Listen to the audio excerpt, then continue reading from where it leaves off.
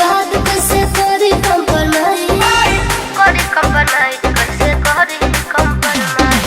ससुरा में आके बात बोले लो न जाई शादी के बाद कैसे करी कंप्रोमाइज कुल भूली अब गरियावा तारे सरियावा तारे गरियावा तारे हमरे देन हो कि लहिका खेलावा तारे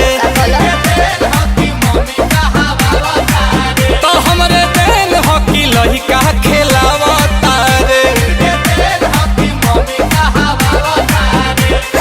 तू इनु डॉक्टर हुआ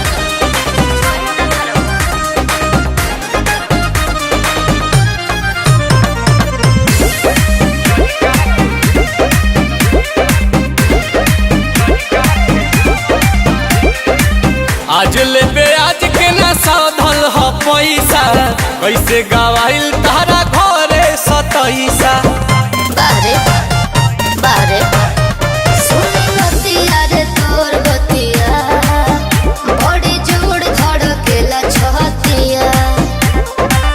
कैला पर फोन ना उठावा तारे सतावा तारे ना बतियावा तारे हमरे देन हो अच्छा हमरे देन हो कि लहिका खेलावा तारे देखो